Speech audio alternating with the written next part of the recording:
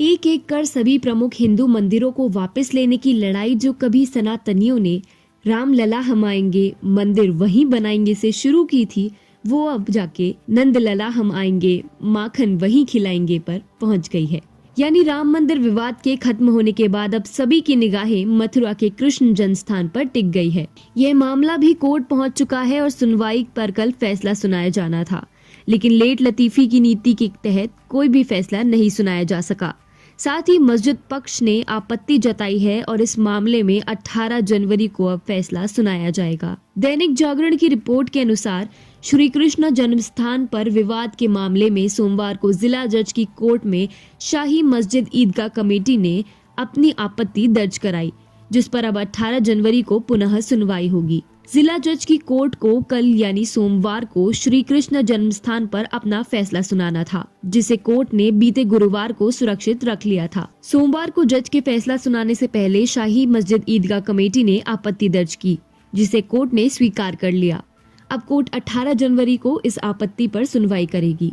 बता दें कि सुप्रीम कोर्ट की वकील रंजना अग्निहोत्री की ओर से श्री कृष्ण जन्म स्थान मामले में वाद दायर किया गया है। पिछले दिनों सुनवाई के दौरान शाही मस्जिद ईदगाह कमेटी ने वाद को चलने लायक न बताते हुए इसे खारिज करने की मांग की थी। यहाँ ध्यान देने वाली बात यह है कि हिंदू पक्ष प्रत्येक दिन तथ्यों के साथ बात कर रहा है, लेकिन शाही मस्जिद के लोग इस पर कुछ भी साफ बात नहीं रख पा रहे हैं, क्योंकि इनके पास कोई दस्तावेज ही नहीं है। बता दें कि दायर वाद में वादी रंजना अग्निहोत्री समेत 8 लोगों का कहना है कि शाही मस्जिद ईदगाह श्री कृष्ण जन्मभूमि ट्रस्ट की जमीन पर बनी है। मथुरा श्री कृष्ण जन्म स्थान और शाही मस्जिद ईदगाह के विवाद को लेकर 136 सालों तक केस चला था, जिसके बाद अगस्त 1968 में महज 2.5 रुपए के स्टैम्प पेपर पर समझौता किया गया। जिस जमीन पर समझौता हुआ वह श्री कृष्ण जन्मभूमि ट्रस्ट की है। ऐसे में समझौता अवैध है और उसे रद्द कर पूरी 13.37 एकड़ जमीन ट्रस्ट को दी जाए। इतिहासकारों का मानना है कि इस जगह पर औरंगजेब ने केशवनाथ मंदिर को नष्ट कर दिया था और वहां शाही ईदगाह मस्जिद का निर्माण करा दिया था। 1670 में औरंगजेब ने मंदिरों को ध्वस्त करा मूर्तियों को हटवा दिया था।